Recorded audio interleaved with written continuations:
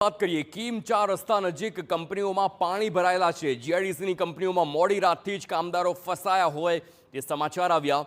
ઘણા કલાકોથી તેઓ ખાધા પીધા વગરના સુરત જિલ્લાની પાલોદ પોલીસ અને એસડીઆરએફ વાવ ટીમનું રેસ્ક્યુ ઓપરેશન ફસાયેલા લોકોનું તબક્કાવાર રેસ્ક્યુ કરવામાં આવ્યું છે।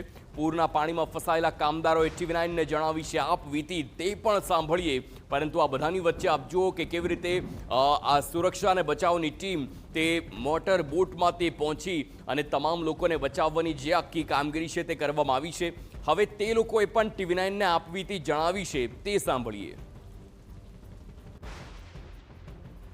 ઉપરવાસમાં જે રીતે ધોધમાર વરસાદ ખાબકી રહ્યો છે જેને પગલે કિમ નદીમાં પૂર આવ્યું છે। કિમ નદીના પાણી અનેક વિસ્તારોમાં ફરી વળ્યા છે। સીધા દ્રશ્યો જોઈ શકો છો કે કિમ 4 રસ્તા નજીક જે જીઆઈડીસી વિસ્તાર આવેલો છે આ જીઆઈડીસી વિસ્તારની અલગ અલગ જે કંપનીઓ છે આ કંપનીઓમાં પાણી ઘૂસી જતા જે કંપનીઓ છે તેમાં રહેલ મશીનરીઓ તેમજ જે મટીરિયલ હતું તેને ખૂબ મોટું નુકસાન થયું છે। કિમ 4 રસ્તા નજીક જે પીઓપી પ્લાય બનાવતી જે કંપની છે આ કંપનીમાં પણ મોડી રાત્રે પાણી આવ્યા હતા જેને પગલે આ કંપનીને ખૂબ મોટું નુકસાન થયું છે। કંપનીના જે કામદારો હતા તે કામદારોને બહાર નીકળવાનો પણ સમય મળ્યો ન હતો અને તેઓ અંદર જ ફસાઈ ગયા હતા। ત્યારે આપણી સાથે કેટલાક ફસાયેલા કામદારો છે તેની સાથે વાત કરશું। जी क्या नाम है आपका?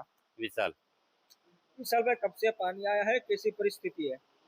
पानी तो 2 बजे से आया था और इधर सो रहे थे, मालूम ही नहीं पड़ा। पानी का तेज प्रवाह कैसा है? ज्यादा है।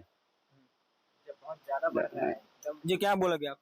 अब क्या बोलेंगे कि खाना पीना तो अभी हम लोग कल से जो खाए थे वही है, अभी कुछ खाना वाना का हुआ नहीं।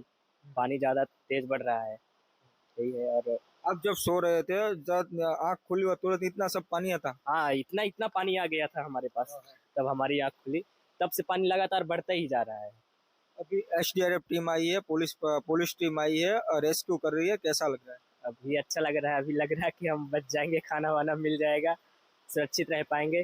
क्योंकि हम सारे के सारे 10-12 लोग थे, सब के सब यहाँ पे फंसे हुए थे। कोई ऊपर बैठा था, कोई यहाँ पे बैठा था। लेडीज भी थी 4 बच्चे नहीं थे, लेडीज थी। જો બિલકુલ તો આ રીતે તેઓ મોડી રાત્રિથી જ આ જે કંપની છે તેમાં ફસાયેલા હતા અને તેઓ દ્વારા જે પાલોદ પોલીસ છે તેઓને કોલ આપવામાં આવતા પાલોદ પોલીસ એસડીઆરએફ ટીમ સાથે અહીંયા પહોંચી છે અને તબક્કાવાર એક પછી એક લોકોનું રેસ્ક્યુ કરવામાં આવી રહ્યું છે। ત્યારે જે રીતે ધોધમાર વરસાદ વરસ્યો જેને લઈને પૂરની સ્થિતિ સર્જાય છે। મેહુલ ભોકાવા, TV9 કિમ 4 રસ્તા।